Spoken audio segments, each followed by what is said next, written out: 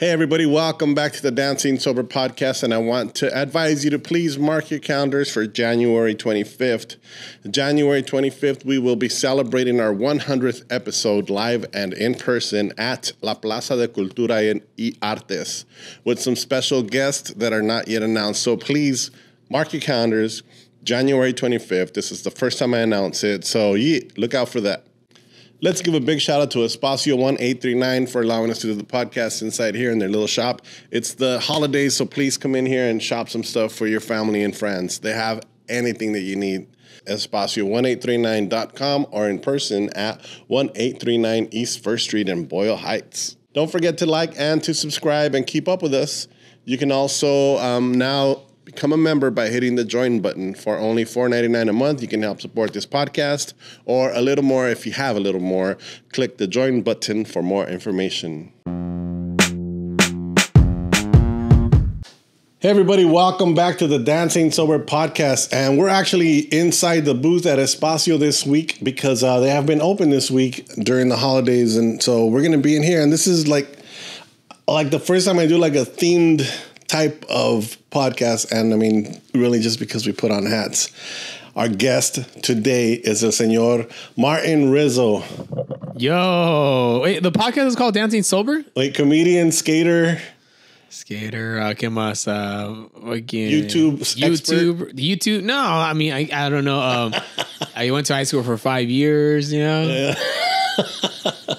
Wait, the podcast is called Dancing Sober? So wait, let me just say something real quick. Like, this is going to be more of a free form episode where we're just going to fucking randomly talk about whatever, but also we're going to try to talk about Christmas stuff too, right? Okay. So thank you all for listening. And yeah, so this podcast is called Dancing Sober. And I've told the story when I first started this podcast, but I stopped drinking in 2012. Oh, yeah. You don't drink? Oh, I don't drink anymore. I came buzzed, bro. Nah, that's cool, man. Don't even I feel bad. I drank a buzz bar before I came here, bro. That's good. I was like, because I like to get like a little buzz before I start. I'm sorry, dude. No, bro. So the whole thing has always been like, this is called Dancing Sober, but it's not about dancing and it's not about being sober. Oh yeah. So that's just a title that I used because when I started being sober, I remember like being in bars and being in groups of people and being drunk and just having like 3 words with people. Hey, what's up, puto? Yeah. And then you kind of like move on to the next person. You're a fucking dick, you know? And then you don't really like have conversations. Yeah. So when I stopped drinking and I started having coffee with people and having one-on-ones, that's why I told you today it's important for me to have one-on-ones only in this podcast. When I started to have one-on-one with people is when I started to have more conversations and actually got to know people better and actually like, you know, learned about my friends, like, you know, having one-on-one conversations over breakfast or just over coffee and just longer, you know, thought out stuff instead of just getting drunk and clowning. Wow, so you've been sober for 11 years? 12, I guess. 12 years now? Wow. How come you went sober? What happened? What did you do, bro? Dude, a lot of shit. Fucking just being drunk, being tired of like... Waking up hungover. I mean, I was waking up at people's houses. I was walking home like drunk. Like I would walk home from East Side Love to Rowan, which is a pretty long walk. Dude, damn, that's like, how many steps did you get in, bro? And you're talking like at 3 or 4 in the morning sometimes, you know, like through alleys and through like that's dangerous. At least over a mile. It is. And so I'm like, why the fuck am I doing? It was just a lot of shit and just fucking... Yeah, and my body too. Like, so, all right, long story short, there was one moment where I thought I was going to die from like over drinking and overeating, and I thought I was having a heart attack and shit. And my dad had already had a heart attack, and my daughter's grandfather on her mom's side had also had a heart attack and a stroke. Oh, wow. And I was like, I don't want to have a stroke and like have my daughter take care of me and have to like, you know, change my diaper. Yeah. At such a young age. This was, you know, 10 years ago. And she had just got out of college at that time. So yeah, that was part of like the push. But yeah, I mean, it was just a lot of, I didn't want to be that guy anymore. I was always the drunk guy, you know, everywhere. It was like my days revolved. I did a lot of stuff, of course, but my days always like revolved around like, where is that drink going to be at the end of the night? Okay. Where are we going to get a 12 pack? And, you know, yeah, whose house am I going to fucking stay at till 2 a.m, you know? Yeah. Wow. I didn't know. I mean, I had a had a lot of like no limit fucking soldier nights, just drinking till the bars reopened. Really? At 6 in the morning, yeah. So you're like that, like drinking like that party, Yeah. like that kind of. Yeah, I hated people that would be like, "Hey, let's go get a drink," and then they would have one beer and be like, "All right, good night." I'd be like, "What the fuck?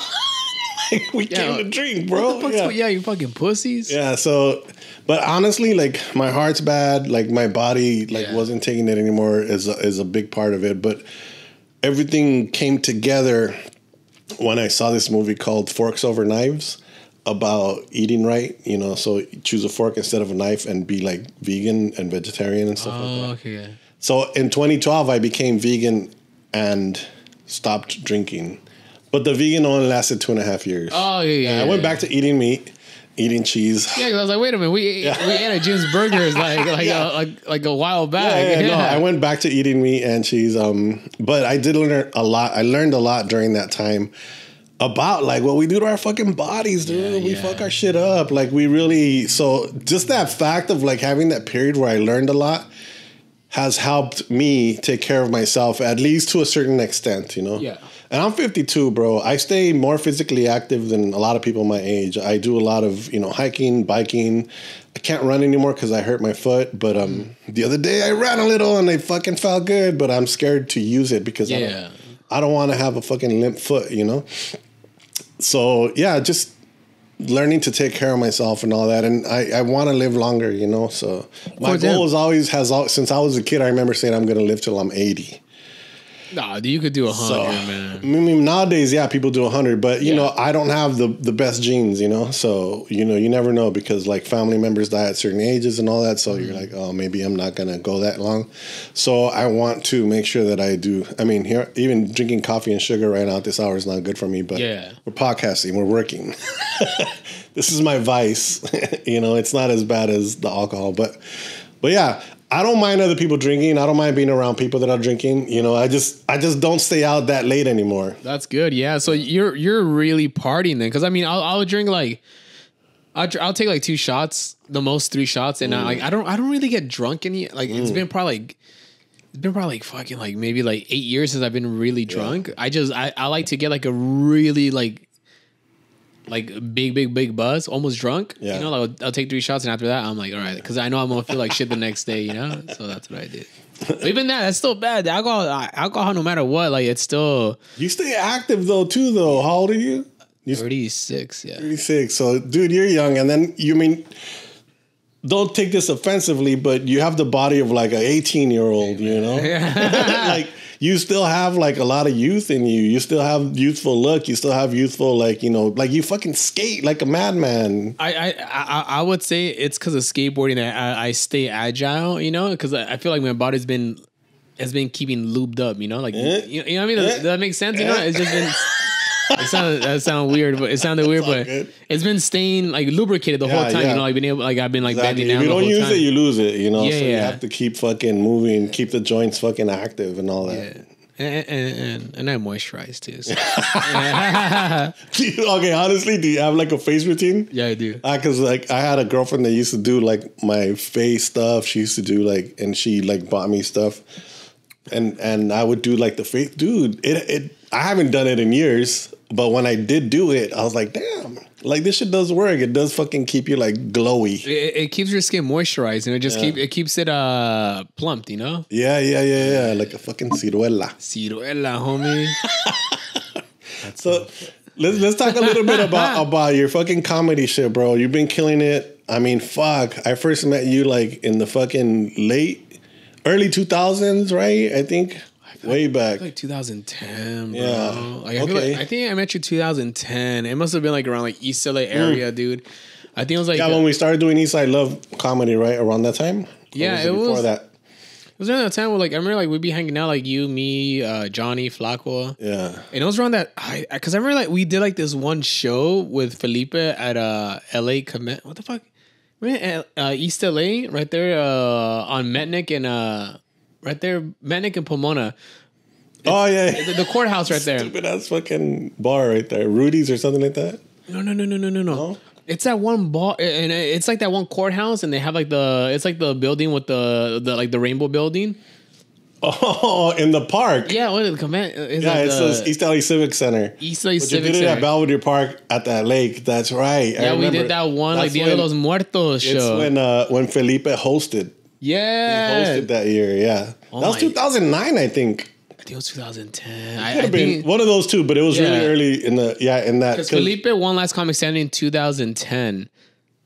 Yeah. Summer, you won June? 2009 then, dude. Because I was photographing, I started photographing in September of 2009. Oh, yeah. Okay. So it must have been that. Yeah. Wow. Yeah, dude. It was crazy. And I had, that day was like, I just went up to Felipe and I said, what's up? You know, it was the first time that I kind of like introduced myself to him.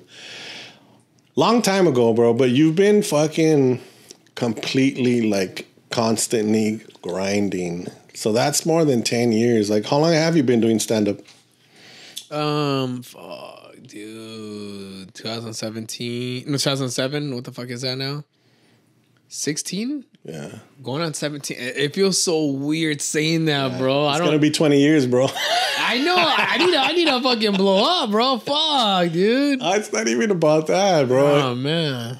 Well, I mean, yeah, it's about the craft, right? It's about the craft. Of course, you want to blow up too and make some money, but yeah, dude, it's the work is being put in. Let's just say that, you know, you're building your domain, but you're also doing a lot of other shit that keeps you fucking super busy. So how does it work right now? Like, I'm gonna ask you like a fucking Kill Tony question, like, is comedy paying your bills? You know, pretty much is what he asks all the time. Yeah, right now, I'm doing good. I'm doing okay. As long as like my car doesn't break down or my dogs don't get sick. Yeah, you know? That emergency fund, right? Yeah. So I'm able to pay off, you know, rent, you know. Yeah. So yeah, me and my girl, you know, we you know, I'm able, you know, me and her are able to, you know, pay, you know, rent at our spot. You know, I don't have car payments. Thank God that helps out, you know. So like car's paid off. But as long as like, you know, I don't, you know, something doesn't happen to my car or fucking the dogs, 3 dogs, we have 3 dogs. As long as they don't get sick, then we're good, you know. But like, let's see. But even if something like that happens, man, it's like I can always get a day job too, you know. Yeah. And then I mean, every once in a while we get those lucky jobs that, like, I say we because I'm not a comedian, but I also work in a way that it's like, you know, depends on gigs that come in here and there, you know. So part of the gig economy, like the stuff that I do, photography or like selling stuff online or even YouTube, you know.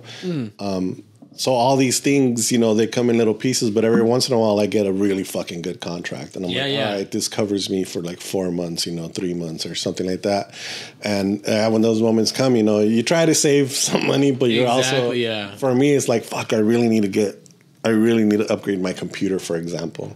So here goes a big chunk of that. But that's also investing too. It's investing, but it's like, fuck, I just want to keep doing what I'm doing and keep growing. But it's like so hard without continually, like, you know, re-getting the equipment done. Like upgrading new shit like every like 5 years. Fuck, it's hard. Yeah, because technology just moves so quick nowadays. You know, it's like a phone you got like maybe like like a $1,500 phone you got like in 2017. It's like it's not even good now, you know. Let me tell you why I like that phones keep upgrading. Because every time they upgrade, I have people in my family that want the new one. Oh, yeah? I'll take the old one.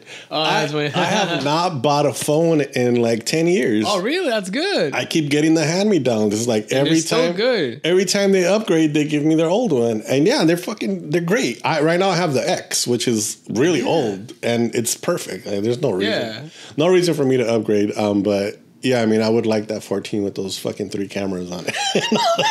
But I'll wait till my family upgrades and then I'll take that one. Yeah, I mean, I'm not about to spend like $1,400 on a phones are so iPhone. Expensive, bro. Yeah, it's a fucking trip. I'm still paying off this fucking phone, and this is the S22. I'm still paying it off. This shit costs $1,400, and it's not even an iPhone. It's not an iPhone. It's a Samsung. Yeah.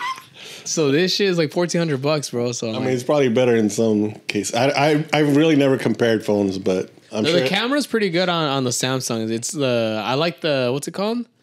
You can film from far away, dude. Okay, it has good zoom and good zoom, bro. Yeah. So like, this is good if you want to like do like prank videos from far away. Yeah. Yeah. So speaking of prank videos, then let's talk a little bit about your YouTube shit. Like your YouTube, do you do TikTok too? I do TikTok. I'm very more. Let's call it your content creation. Yeah, like, that shit is sick, bro. I mean, your grind on that is unmatched. Well, I mean, no, I don't want to say unmatched. There's a lot of people that also grind that hard. But you're definitely like one of the fucking heavy grinders that's constantly putting fucking something out. You know, little tiny bits here and there, but you're constantly fucking doing something that's fucking ridiculous, bro. Dude, I just like, I don't know. I always tell people, because I remember like, I mean, I've been doing like videos for a long time, since like fucking like YouTube and like when Instagram first started. But for me, it's always been like, I always seen myself more than just a stand-up comedian. It's like more like I'm an entertainer, you know. I want to entertain people, do sketches.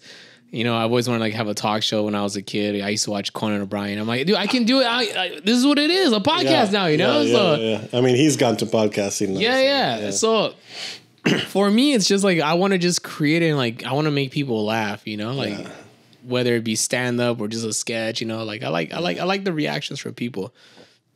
But yeah, I've been doing videos a long time, man. Like, I mean, it wasn't until I would say like maybe like 4 years ago, like when I actually like started like finally like getting views. Like, I mean, I was getting views back then, but now as constantly, you know. But now it's like you've had a few things go viral, like now over 2 million views on some of your.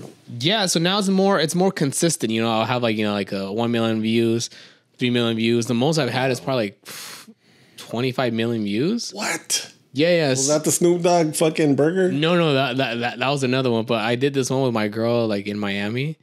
And that one got a lot of views, and like I had a video that went like 13 million like a couple weeks ago. But now it's like I'm kind of getting the groove, but it's one of those weird things where it's like when you think you finally have it down, it just the algorithm is weird, you know? Oh yeah, fuck YouTube. Like at at the place where I'm at, I'm just making content. Yeah, and that's what I'm. You can't fucking like keep trying to guess unless you have like a multi-million-dollar company and you can actually invest to hit certain markers. Like without that, like we're just making content and crossing our fucking fingers, bro. Yeah, now I'm just like, you know, I just want to make content, you know, to make people laugh, and for myself too, just for like an archive, you know, to have like stuff that I want to look back like in a couple of years and be like, oh, even though it was like maybe like 5 years ago or like 7 years ago, I'm like, oh, that was fun, dude. Like I had fun creating this, you know. Yeah. Have you recycled any?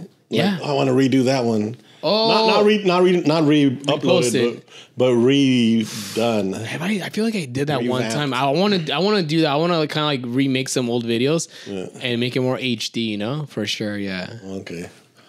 What's your favorite? Do you think you have one? I have so many, man. I have so many to have fun with. What's the most recent? I did one with my homie George Wang. Where we do like the Blood In Blood Out. We go to Helpline. Oh yeah, that was good. Yeah.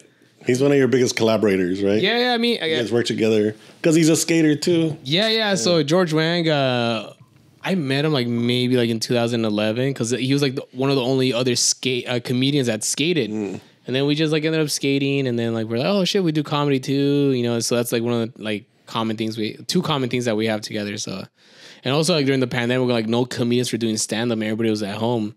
Me and him were just skateboarding around like and doing videos, and it was so perfect because there's no security guards, bro. It was I know people like it sucked, you know, and all that shit that happened, but I had fun, dude. I had during the pandemic. I had fun. The pandemic had its moments. It was peaceful, bro. Yeah, it was an interesting time, to say the least. I just remember 2020. I just remember it being so. Like a nice sunset the whole time and just perfect weather and just like no traffic and skateboarding schools with no fucking like security. It was fun, dude. You used to lift for a while, but now like you just straight up like just comedy and content creation. I did live for a long time, bro. I'm just thinking right now, like, wait, because if you don't have a regular job, like you get to see the sunset a lot. Yeah. You get to see the sunrise or whatever. Yeah, actually, that's the cool thing about Lyft. You're like basically always driving, you know. So like, I had fun driving Lyft. It was cool, but then I remember like before the pandemic, I used to just drive late at night because that's where the money's at. Yeah. Dude. It was just picking up just drunk ass people, bro. It was nuts. At first it seemed cool, but then after a while you're like, oh, this is like these people don't respect your car, bro. They just get in there drunk. They are so entitled, like they're asking for this and that, man. When we used to do the shared ones. Oh yeah. So before the pandemic, I did a lot of shared ones, but after the pandemic, I have not done one. But the shared ones back then, you would sometimes get a couple of drunk people together, and that's even worse when there's more than one. Yeah, because they don't know each other. But sometimes I would do that, and they would hook up, bro. I was like, whoa, bro. You're all driving slow. Yeah, hey, I want to see where this goes. It's done. I remember one time I picked up these two gay guys from West Hollywood. I used to always do West Hollywood a lot. And I picked up these two gay guys from West Hollywood, and they're in the back. Everybody made out in the back of my seat, dude. And these two guys were making out. And then I overheard, because I like to be a chismoso. And I overheard, and they're like, it turns out that they were both cheating on their husbands. Both their husbands were out of town. I'm like, what the fuck? These guys are guys are pigs, bro. Like, it doesn't matter if you're gay or straight, bro. All humans are pigs when it comes to that. So it was nuts, man. But I had a lot of so many characters and like some crazy nights. I became like a drug mule a couple times. Yeah, I think you posted something like once where like you had to deliver a bag. I had to deliver some shorts. So I went to the pickup location, and then like this guy came. For people that don't know, you could actually call a Lyft or an Uber and just put the address where you're going and have them take something to that address, so you can give them a package. Yeah, anything. Yeah. So I remember I went to this address like at this ghetto motel in South LA, right?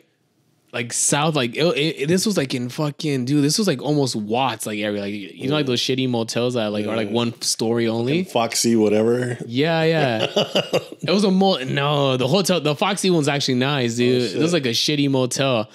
And then I went, and like this one like ghetto guy, he gave me like a pair of shorts. Like, deliver this to this address.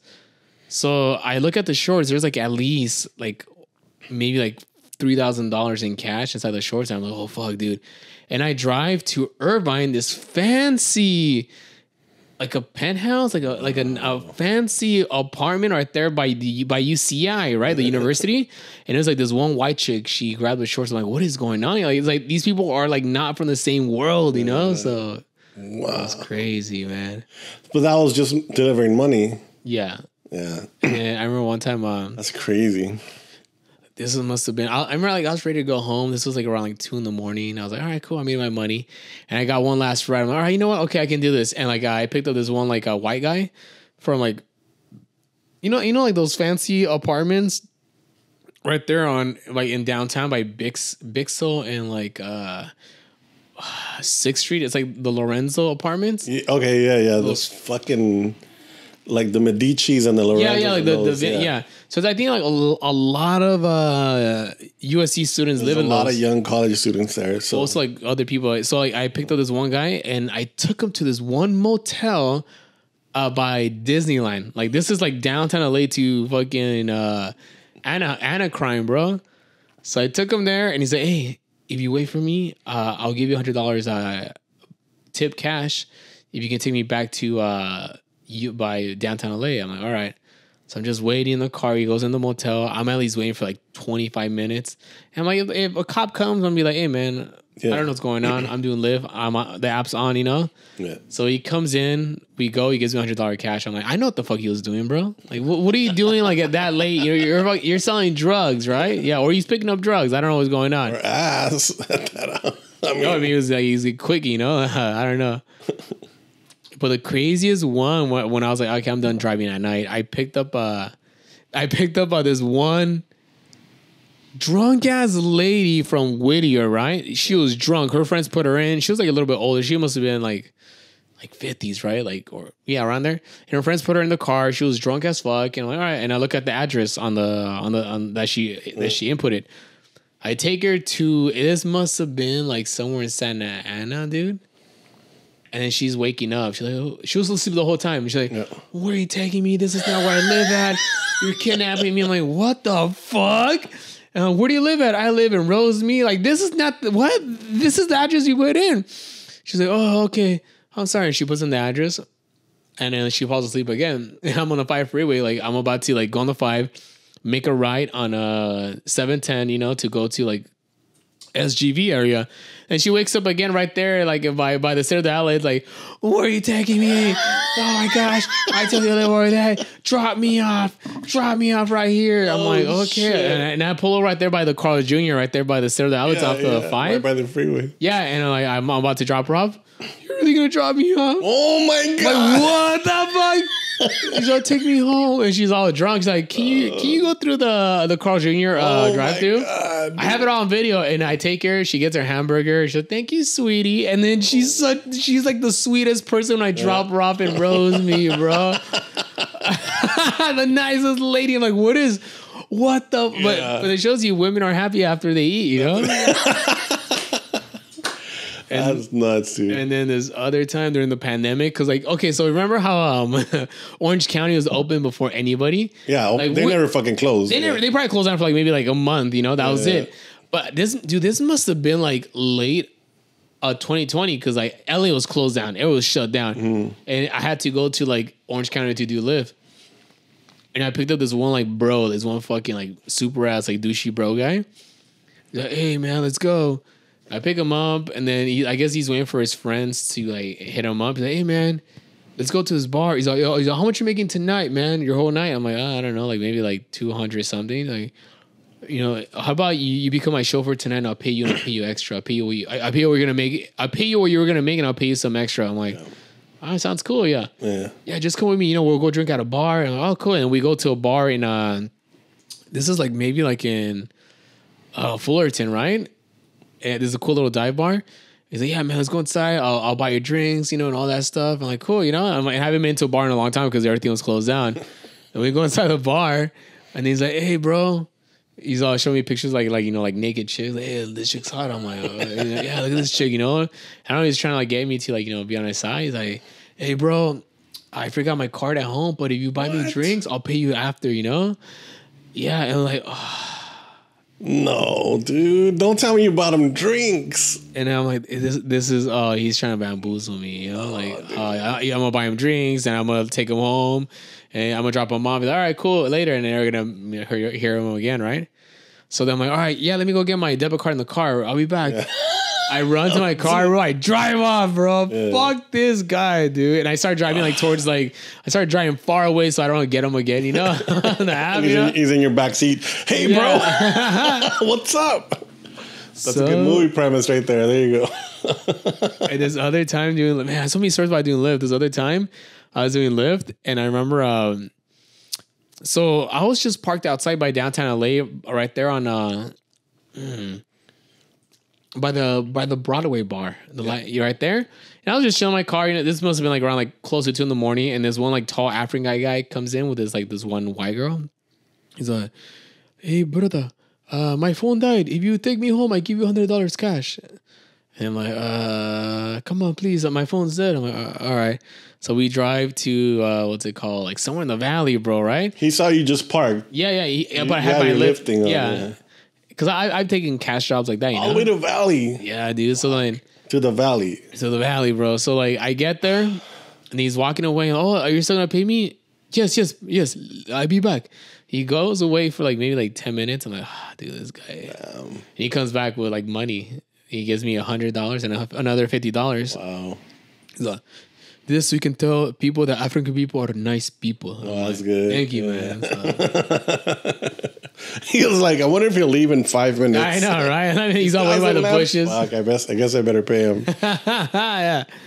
So many crazy times. Man. What have you ever done any other jobs like, you know, like working fast food or shit like that? No, not fast food. I mean, I worked at my aunt had a restaurant, so like I used to work, you know, like in the kitchen. I was like underage.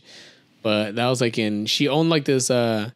She was partners at there's one fast food restaurant in El Sereno. It was called it used to be called Hank's Mexican Food, and then they changed the name to Mi Casita. I was like right there. Okay, yeah, I know Mi Casita. It was right there on Alhambra Road. Yeah. Right there by all the tire shops. Okay. Yeah.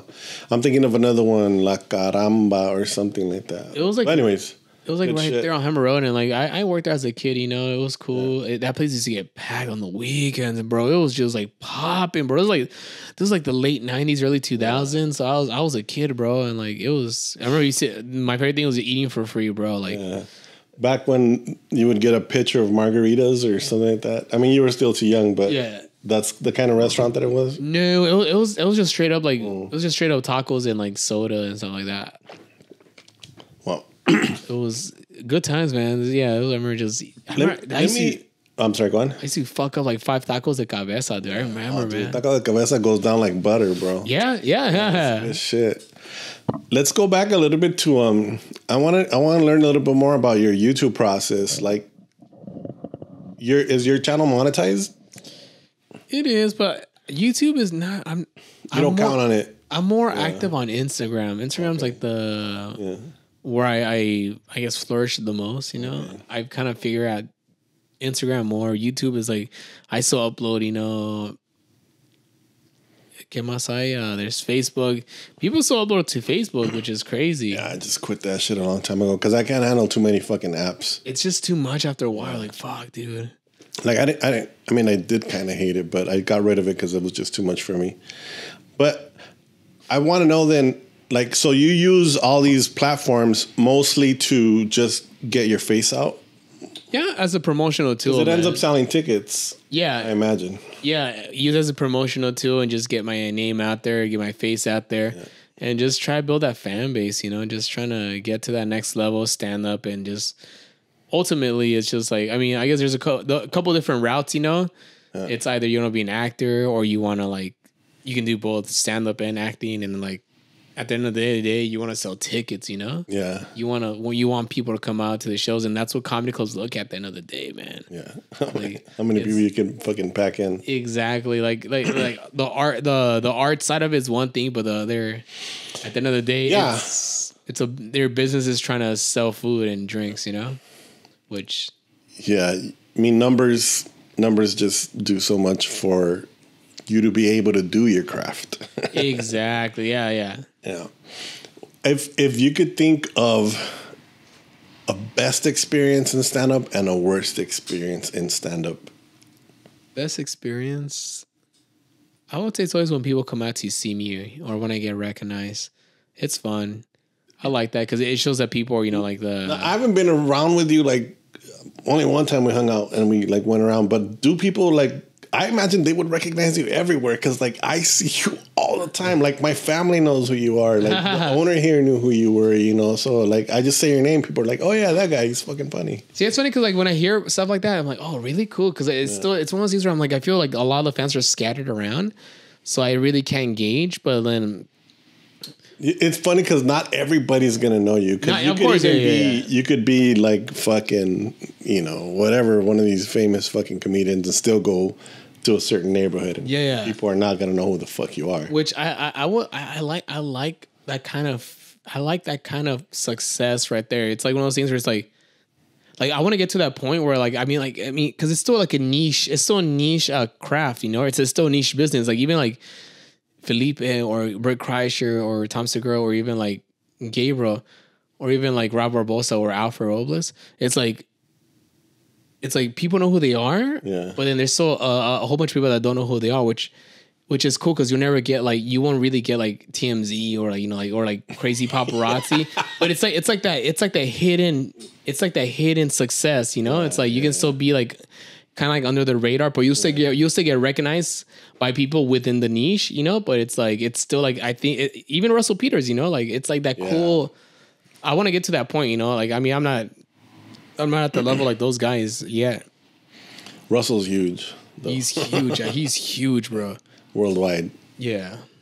What's the biggest stage you've ever done? I mean, audience, not stage, but I don't want you to give me measurements of a stage. Yeah, actually, 10 foot by 45 feet. What a stage. It's really big. You fall, you can really break something, bro. I'm trying to think of the biggest circuit. The Cirque du Soleil theater is pretty cool. That's a big one right there. That's humongous. And most of your big shows are because of Felipe, right? yeah. With Felipe, yeah. He's a man. He carries his homies. He's been killing it, man, for a long time, and it's great seeing like the success that he's earned. You know, that guy's a one of a kind human being. Like it's undeniable. I remember watching every single episode of Last Comic Standing, going like, all right, they gave him, a few episodes. Not they gave him, but I was like, well, what's he gonna do now? And he had enough material. Episode, it never failed. Like he brought it, and he continued to bring it all the way to. It wasn't like let's give it to this guy. It was like he fucking fought for it. He earned it, and they didn't even know how to box him. Like where do we put this guy? Like a wild card. He's just the one of a kind. So I remember I went to those tapings, and I remember because at the time he was already doing stand up for like 15 years, so like he already had more material than most of the comics there. Most of those comics probably like maybe they've been doing it for like maybe like 7 years, something like that. So like he was like the most what's it called? Seasoned comic out of those guys. And also he already kind of had like a fan base before that, like people from like LA. He had done like the hard clubs, like our versions of the Apollo, yeah, where bottles were flying and shit. Yeah, Wild Coyotes, man. Yeah. So like he already like by the time he did that, he already like he had his sets ready, has so many jokes. Like he didn't repeat shit. Cause I remember watching like previous like episodes of like Last Comic Standing, like prior seasons, and like I'd see some comics using the same jokes over and over and over again. And it's because they were like new, And not to take anything away from the comics that didn't win that year, because the other guys are really good too. Yeah.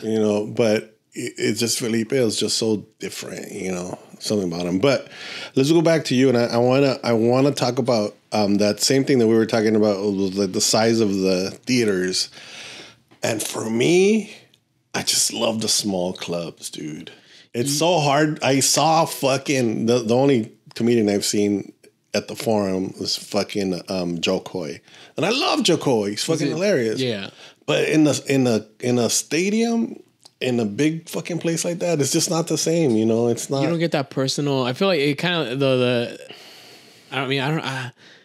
I don't know how the sound is in a fucking arena like that. Does it sound good or no? I mean, it sounds like you imagine it would, like very cavern, not extremely cavernous. I mean, they have state of the art sound, but do you think being far away? You're looking at the TVs, so you're not really. You lose that touch. Like if you're that lucky 200 people that are right up front, you're good. But I think it's not a personal thing. Seats, So from the cheap seats, you're just looking at the fucking giant monitors, the jumbotron. You're not really seeing them. I mean, you still get the jokes and all that, but I don't know. It's just a different vibe for me. So it loses its. Yeah, and fuck, not to take anything away from Joe Coy. No, he's a beast, bro. And fucking Gabriel selling out stadiums and shit. It's like, how in the fuck? That's nuts, bro. That's fucking crazy. Like I got to see Gabriel at the Dodger Stadium. Oh, how was that, dude? Just sitting there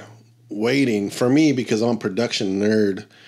Started looking at camera, started looking at speakers, started looking at cable, started looking at chair setup, started looking at graphic design, started looking at the little clips that they ran while people were waiting, started looking at the DJ booth, the DJ setup with his own like television. Started looking back, and they had other things in this corner. They had games on this side. They had like a fucking carnival. I was like, fucking shit. It's the amount of people that get paid because Gabriel shows up is insane, dude. It's he creates jobs, giant fucking machine that rolls from town to town, and everywhere that he fucking comes into is like money is just pouring in, and it's not just for him; it's for a lot of fucking people around him. I mean that I was literally sitting there because I'm just kind of fucking. I don't know if I have Asperger's or whatever. But I was like, Yeah. looking at the numbers and shit and just thinking like, wow, it's just because of his comedy, dude. It's just because of what he does that all this fucking machine is happening. He's I mean, creating an economy they right had there. a carnival. The people that they built special things, for this. Like, it's not only a stand-up show. It's like more than that. It's an event, bro. Giant fucking machine, dude. It's insane. And so, yeah, like I get it. The people have fun there. I mean, everybody there's having a blast. Yeah. The amount of beers that I counted that were sold was the amount of money that the stadium made on just $20 beers. It's like probably more than a Dodger game in 1 hour, Yeah, fuck. And it's just nuts to see that. That's just like, that's what I kept thinking that day. So, yeah. It blows me away, dude. It blows me away. Like that, the power that like, comes from like, having that fucking skill and likability too, man. So it's not it's not just the jokes, it's not just the likability, but it's also the fucking business acumen. Yeah, it's you gotta be a business guy, because like, yeah, dude, yeah, it's true about that. That shit is fucking, it's pretty insane. And I was just sitting back going like, wow, all these like, there was literally like families of like, 15 sitting together with everybody, It's like, it's an event, dude. It's like, I mean, for me, I was like, how do these people have money to buy all these tickets? Yeah, dude. Like, I got to go comped, It's like, fucking tickets are insane for some of these things. And he's selling tapatillos. Dude.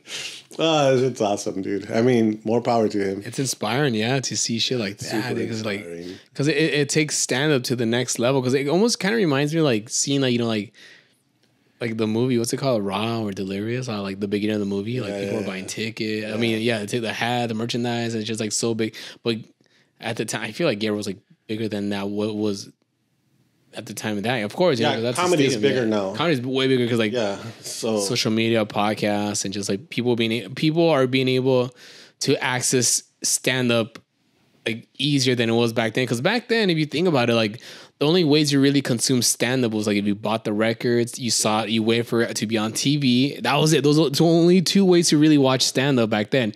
Now there's fucking podcasts. You can watch it whenever you want on YouTube. You can watch anybody on Instagram, TikTok. It's like it's everywhere, bro. You really it's hard to avoid it, bro. Yeah. We're here right now. Yeah, we're doing something that's related to that. Yeah, well, thanks to you in this episode.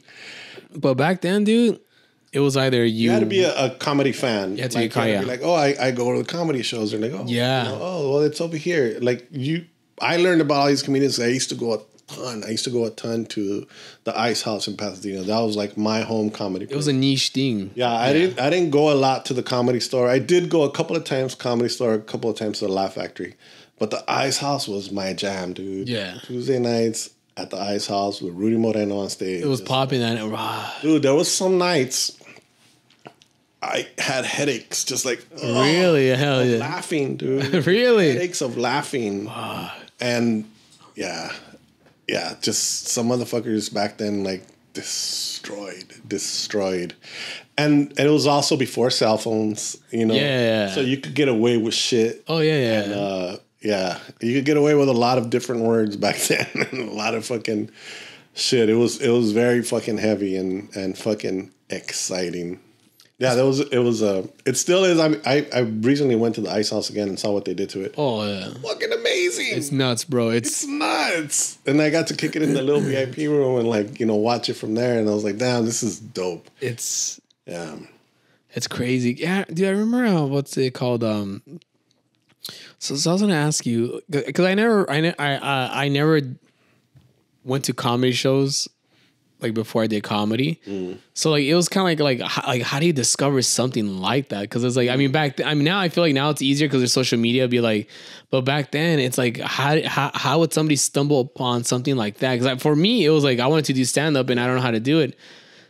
So I used Google to look up open mics and that's how I got into it. Google, yeah. So we didn't have Google. How was it that the internet? Yeah. So for me, at 14. Was the first time that I stayed at a hotel with family and stuff, but they let me stay up and watch TV. Yeah. And I watched for the first time in my life, I still remember David Letterman. Yeah. And I fell in love with that nighttime David Letterman shit. And Yeah. David Letterman became my hero. It's still my hero to this day. I would watch David Letterman and I would watch the comedians. And I'm always a person that, like, if I see something, I want to try it. So I did try to write. Like, oh, really? Yeah, I tried fucking the hackiest shit that I wrote, but I never felt like, oh, I could do this ever once. Ever once that I think that I could be a comedian.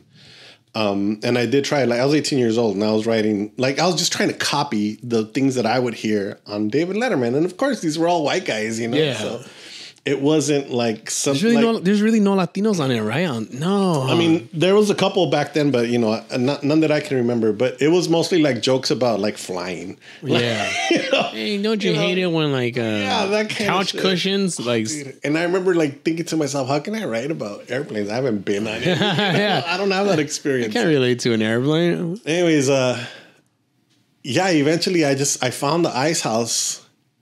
And so I was doing theater and at East LA College, and there was a show there, and it was Rudy Moreno. Oh, they had a stand-up show there. And Gilbert Esquivel. Oh, wow. In the Student Center. Rudy Moreno, Gilbert Esquivel, and I don't remember who else, but they fucking blew my mind, dude. I mean, they literally fucking blew my mind. Yeah. They were raza. Gilbert Esquivel did the, you know, funniest shit that I had heard. And I was 2021. And like a week later or something, I was at Kinko's right there in Atlantic making flyers for a theater thing. Yeah. I saw Rudy Moreno. Or the Atlantic Square. Yeah, because he lives just a few blocks away. He was there making flyers too. And I was like, oh, hey, you're that comedian guy. He's like, yeah. So we started talking. That day for like ever since then, I mean, as every time that he was a host, he would send me tickets. And how, like, he would call me 10 tickets, 15 tickets, 20 tickets. How would he give you tickets? Like, through... Just he would put me on the list. Oh, okay. Yeah. Oh, cool. He would put me on the list. He's like, hey, Rafa, are you gonna come tonight? Yeah, go for it. You know, so put me down, me and two. And like on my birthday, he'd be like, oh, what do you want? 20? I'm like, all right, go for it. So I mean, they wanted to just fill the house. Yeah. But at the time you're like, oh fuck yeah, dude. Yeah. So I would hooking it up, bro. I would go all the fucking time. And then I would go on different nights to experience like, the other comedians. Yeah. But I mean, it was Latino night, but they had everybody. Yeah. It wasn't. It's always inclusive, yeah. Yeah, it was very inclusive. They had everybody. And he used to say that it was Latinos, but we're gonna have everybody because if it was just Mexicans, we'd fucking have a fucking fight right here. Yeah, fucking Rudy, like, yeah, he's legend. He's legend to me. For all those years that he fucking hosted over there, yeah, killer. But back in the days, now you're taking me back into my days. But yeah, I have been, like, since I was 14, a fan of the comedy and have just fucking loved it and have followed it as much as I could. And I told Felipe this story once too, but the first time that I saw him was in my friend's garage. Really? Because my cousin was in a band. This was right by Garfield High School. And it had to be, what year was it? It had to be like extremely early 90s, maybe like 91, 92. And my cousin was in a band, and my cousin's from the projects. Yeah. And so they were like, hey, we have a friend here that's going to do some jokes for you guys. And I would just go like hear their practice. Like it was just the band, maybe like me. And there was no other people. It was just like he just came there to. Yeah, it was like everybody always brought like one friend. So there was always the band and like 5 random people. I was like one of those 5 random people. And so he did a set right there, dude. Like, all right. And I don't remember the set, but I remember that it was about welfare. Yeah. Living in the projects. So that was the first time I seen him. And then I saw him at Wild Coyotes. Back then it was Gotham. Yeah. So, yeah, I used to go to Gotham. Used to go to all those fucking comedy shows way back. Classics. That's so fun. What year did you start? 2007. 2007, yeah. Yeah. So I was going to comedy shows since the 90s, dude. Wow. Yeah. That's crazy, dude. That was like as soon as I turned 18, I went to the Ice House because I think 18 was like the age. Yeah, you could go in at 18, but you can't drink. That's crazy, dude. Because, like, man, like, So like all those guys have been doing it for a while. Then like Rudy Moreno and all those guys. That's crazy. Oh, fuck yeah, dude! I remember fucking Carlos Mencia doing jokes about fucking the Gulf War. You know, like the really early Iraq jokes and shit. You know, shit like that. Way the fuck back then. Yeah. So it's you know, like to put it in perspective, like in a different with a different thing is like Los Lobos just celebrated 50 years, bro. That's nuts, bro. 50 fucking years. And like one of my homeboys that's in a band like posted, these motherfuckers have been doing this for 50 years. He's all, I have 12. Like I have nothing compared to like 50 fucking years of like music making. Time flies, and like, I'm pretty sure like they still fucking sound killer, you know? And it's one of those things where like just time. It's one of those things like I think about time, it just seems so fake. It goes by so quick, bro. Because I'm like, how has 13 years passed by since like I've like met you guys and all that, you know, doing the shows here at Eastside Love, like 2010, 2011. It's nuts, bro. It doesn't seem real. It's not, bro. Watch. I know, right? The time. It's scary and cool at the same time because I'm like, oh, you know, like I still feel the same, you know. I don't know, man. Yeah. Well, let's we have like about 15 more minutes left, and I want to just do some Christmas shit here. But before we get into the Christmas shit, there's something else that you want to talk about before we jump into the Christmas shit? Christmas, oh, yeah. So tell me, all right, let's just do a little Christmas shit. Tell me tell me what your favorite, do you have a favorite holiday movie? Man, I really like, so my girl, she's Filipina, and Filipinos, if you don't know, they start celebrating Christmas like in September. I didn't know that. Yeah, dude. They're very festive because they're very Catholic, you know? Oh, okay. So like if you go to like a seafood city right now, you'll see like they do the whole Christ like on a cross and all that. Like in real life, they fucking nail people. Yeah, it's great. So like, dude, they'll be playing Christmas music in September, like at any like Filipino supermarket. It's called the Burr months because they start celebrating September, October, November, December. I thought because they were cold. Yeah. Burr. The Burr months. But yeah, dude, it's such a big thing. You know, they put out the Christmas tree in September. Wow. Yeah, so my girl should be putting out the Christmas tree in September. I'm like, dude, it's 90 degrees. Wow. You're gonna start a forest fire in the living room, man. Yeah. So what's your favorite Christmas movie? So I have like 3 months of watching Christmas movies, bro. Oh man! So she makes you watch stuff, or no? I watch them on my. Yeah. I'm more festive about it. I don't really do Christmas movies, but you know what? Oh, I mean, I don't do it like as a thing. Like, oh, I have to watch Christmas movies. For me, I think I like watching ones I've watched already. It's like it's more of a comfort thing, you know? Yeah, because it's just fucking like. What is that word? Like everything's recognizable. I know what's gonna happen, you know? Yeah. Because I'll be watching some new movies, some new Christmas movies. I'm like, dude, what the fuck? But you're investing your time, you know. But when movies you watch before, you know how it's gonna start, you know how it's gonna end, you know the best parts. It makes you feel good, you know. So I like of course the Home Alone movies. I like Jingle All the Way. I like I'll Be Home for Christmas. What's it? ¿Qué más hay, man? Oh, Ernest Saves Christmas. That's a fucking. Well, pick one. What's your favorite? I can't pick one. I like them all. I just recently, thanks to the homeboy Albert Reyes, I just recently watched Bad Santa. That's a good one, dude. And so I have the kind of memory where I'll forget shit. And I think I've seen it before, but I have zero memory of it. And so when we watched it again, he was like, "Are you sure you don't?" I'm like, "No, I don't." Watch it again like it was the first time ever. That was fucking funny. That was good. And I haven't seen Alf in like... Oh, I barely saw a movie last year, bro. That was the first time you saw it? Yeah, wow. So good, bro. I like it a lot. I can't believe it was the first time. But I have also watched the classics like... Christmas It's Story? a Wonderful Life. Oh, A Wonderful Life. Yeah, Christmas Story and that shit. Did you see the new Christmas Story movie? No. The one, it's like the same actors like 40 years later. No. It's good, bro. Oh, yeah, it's on HBO Max. What do they call it? A Christmas Story again? I don't know, but it came out last year. It's good, bro. It's really... I'll check it out. The same characters. They all look the same still, man. A Christmas Story? Yeah. With that kid that licked the pole? Yeah. Oh, shit. The part 2 or part 3. I think it's like the actual part 2. All right, I'll check it out. Then what's it? What's a good one too? Fuck. If you did a Christmas story, let's fucking improvise right now. Like, what would Christmas idea for a movie? Oh, Christmas idea for a movie? A Latino Christmas movie. Yeah. You know, celebrating on the 24th. Yeah. Okay. Something like that, like getting everything ready for the 24th. All right, so who's the character? What's the character?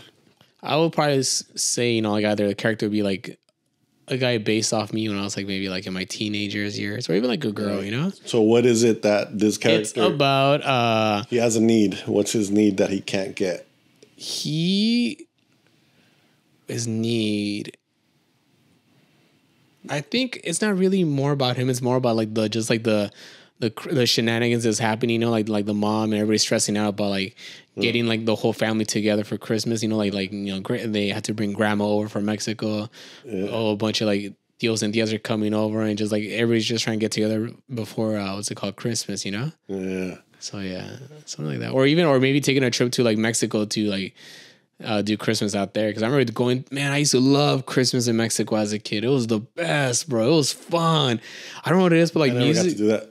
Oh my gosh, like it's so ghetto and cold and like just like it's beautiful. Beautiful because it's just like so like even though it's like so like, you know, like the parts I went, the best of everything. Yeah, even though you went, like I went to the, you know, like not the best parts of Mexico, you know, it was like so like we'd be out there making bonfires and like the Christmas music. It was good, dude. Yeah. So something like that, bro, you know? Oh, you found the notes. So I'm going to say like, all right, so let's say the character, you know, has a girlfriend here and she's probably going to break up with him. And he's like, you can't break up with me. And she's like, well, why are you leaving? He's like, I have to because, you know, my family is making me do it. Yeah. And so you leave and you're wondering if she's going to break up with you. But while you're over there, you meet somebody else. Dun, dun, dun. Yeah, that's a good one. Yeah. But you learn a lesson. That they let you. You're not going to bring that girl back. Those girls that you come in? Oh, come in? I don't know. Well, anyways, that's our holiday movie. We haven't figured it out yet. What is you know what's another good movie I just saw too? It's a very Harold and Kumar Christmas movie. Okay, yeah. It's fucking funny, bro. That's the White Castle one, right? Yeah. It came out in 2011. It's funny. I haven't seen that since it was in theaters. So 2011? The Christmas one. Oh, so there's two. There's three. Oh, there's three Harold and Kumar. Part one is they go to White Castle. Part two is they go to Guantanamo. Okay, I didn't see the 2 or 3 then. Part 3 is the Christmas one. It's good, dude. Yeah. It's funny, man. Yeah, Danny Trejo's in it. It's so funny, bro. I can't think of a Christmas movie. What is the worst gift you've ever gotten? And the best gift you've ever given? I feel like as a kid, you hated clothes. Yeah. It was just like, you just hated socks and underwear and like pajamas. But now as an adult, I love those presents, bro. I'm like, dude, a 5-pack of socks? Hell yeah, man. When you were a kid, you just had clothes. You never had to worry about getting it. So it didn't matter to you how it came. Exactly. Yeah, you had to be clothed by your parents. Yeah, there was already clothes there. I don't need other clothes. And you kind of always wanted toys or, you know, something quote unquote cool. But as an adult, I mean, personally, I hate shopping for myself. Yeah. And there's a lot of shit that I won't wear. But when it's gifted to me, I'm like, oh, that's pretty cool. Yeah. Well, yeah, you know I'll wear that. Yeah, you know, fuck it. That's pretty cool, dude. I don't like thinking about buying clothes. I don't like thinking about how shit looks on me. I just like, I'll take it, you know, cool, thank you. Convenient as fuck, dude. I think that's why like it works when you get something. But also, there's sometimes you get some shit you're like, oh, I can't wear that. Like that's not even like, why would you even think? Yeah, what's wrong with you? That when would I wear that? Or when have you even seen me wear a button shirt? You know? Yeah. Why would you get that? Now I feel obligated to wear it. You have to wear it. Yeah, that's just tough. What about Christmas songs? I've never had Christmas songs. You know, you're like songs, Christmas songs. Oh, Christmas songs. Yeah, I did Christmas songs. Yeah, especially like the old hip hop ones.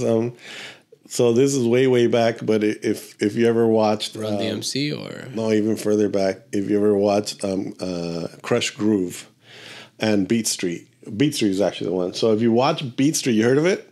Yeah, that's the Beat Street's the New York one, right? Or the East Coast, Beat and then Street, the king of the beat. Yeah, so it's about graffiti artist Ramo, R-A-M-O. I seen it. Yeah. In that one, there is a Santa hip hop rap in it where it's Cool Mo D. I think it's Dougie Fresh. Is that when they're on the wall? Reeboks. It's just their face. Yeah, on the wall. Yeah, okay, I remember. Yeah, that shit is a classic one. And then of course Run DMC, and yeah, I mean, and I love the classics. You know, who's not gonna like Rudolph, bro? Some Bing Crosby, even throw some Bing Crosby, and like I don't even know the names of these old artists. Or that girl that sang "Rock Around the Christmas Tree." She sang that song when she was 12 years old, bro. Yeah, so "Rock Around the Christmas Tree." So she's like 70 something right now, and like she's still. People are tripping out that she was 12 years old when she recorded that song, because people were like, "Whoa, like no way!" Like people thought she was older, and she's still alive, and like she finally filmed a music video for that song. Wow.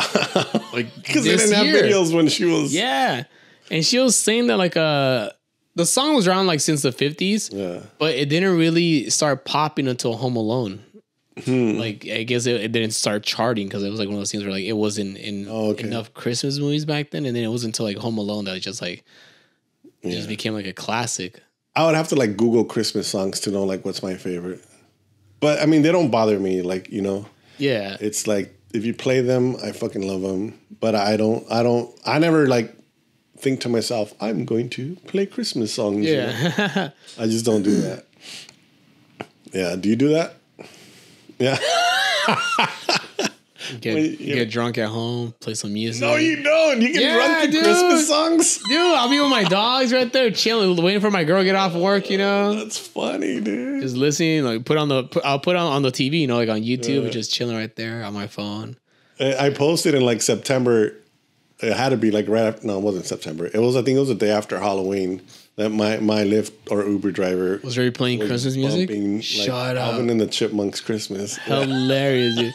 Because the radio station out here, they started playing Christmas music like in November like 10th, dude. That's when they started like playing Coast. Yeah. No, this guy had some fucking playlist because it was all like Christmas songs. Oh yeah, no commercials. Damn, dude, it's ready, bro. Yeah, super ready, bro. Have you ever experienced like family Christmas fights? Have I? Borracheras and fucking. Yeah, in Mexico, it was a lot of that, you know, just like people just bringing up old shit and they're fighting, the kids are crying, you know. And the thing about those fights, like for some reason, it seems like when you're a kid, you remember them kind of like it just being like the craziest fight. But I'm pretty sure if you like see it from far away as an adult, like it's probably weak ass like punches and like barely anything. But I have one memory of a fight in South Central.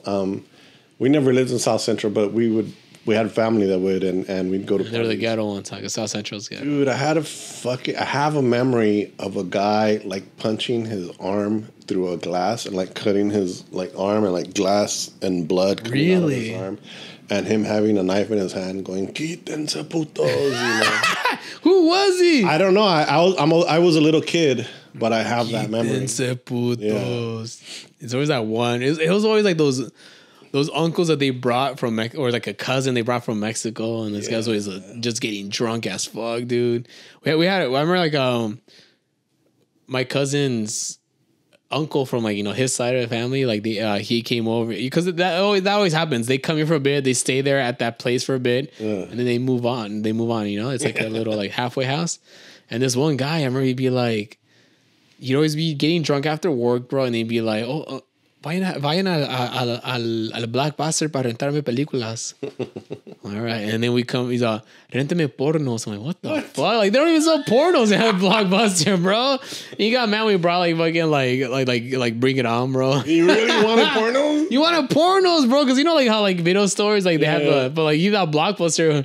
But when do you ever ask somebody else to get you a porno? Like, if you get it, Mexico, you get it. You don't ask somebody else. Porno con unas pinches perras. Like, fuck, dude. Perras or what? Dogs? It's nuts. That's why that guy's name was Carmelo, I remember, dude. Well, we're definitely winding down in time. You got another Christmas story you want to tell? Christmas stories. I was going to say about Christmas time. Christmas fights. No, man. I really like I like the holiday season. Especially, I remember like being a kid here and like driving around, like when I used to live here in Boyle Heights as a kid. And I remember just that memory of just like seeing like those big Christmas lights, the fucking. Remember they used to do the decorations like all down First Street. Yeah. And I don't know if they did them here, but I used to live over there on that side by Rowan and First up the hill. But they used to decorate the entire street with like, the things that went across. Yeah. The sides. Yeah, and they would have the big Christmas lights. They don't do that anymore, right? Yeah, I don't see that around here. Well, you know where they do that? They do that at Huntington Park.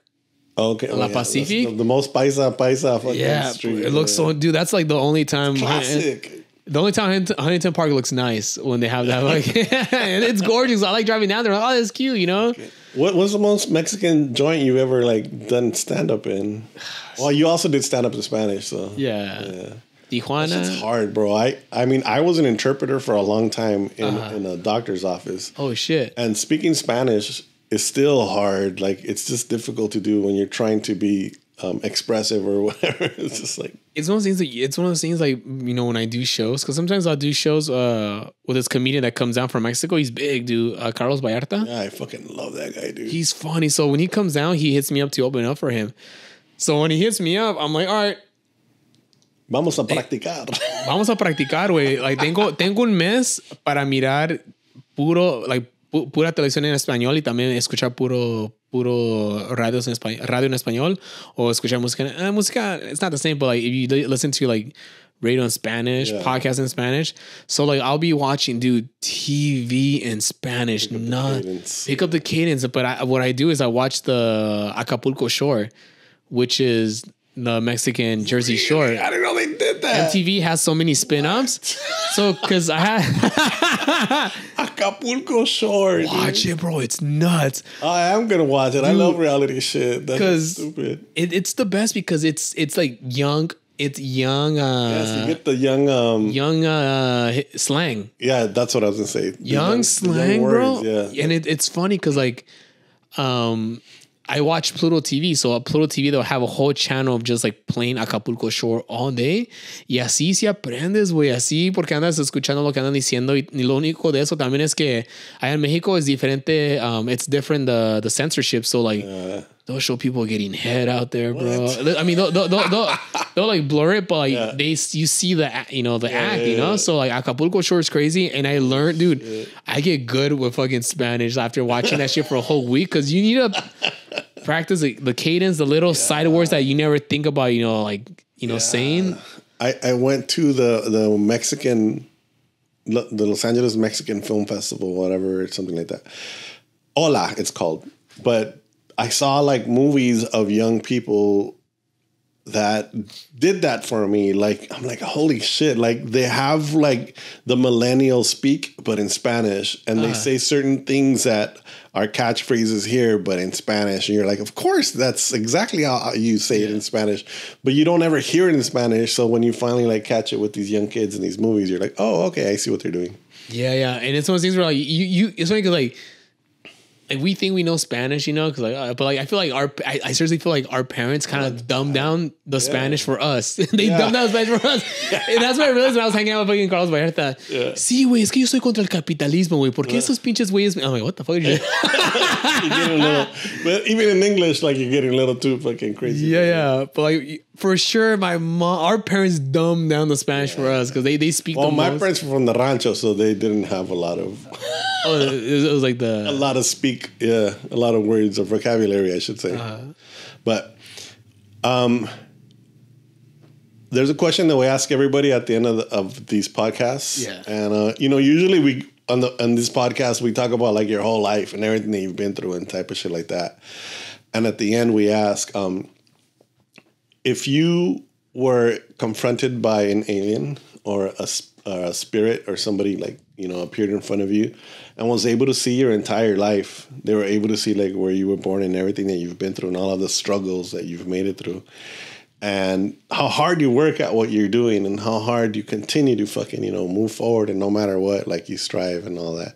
If this alien being was able to like grab all that and then asked you like, Martin Rizo, how do you do it? What would you say? how do I do it? Just day by day, man. Just you gotta have a good attitude, man, and just like hope that fucking the best is gonna come, and just like just try. I always say, you know, like I try to stay feeling young, you know. I forgot to tell you to answer in one sentence.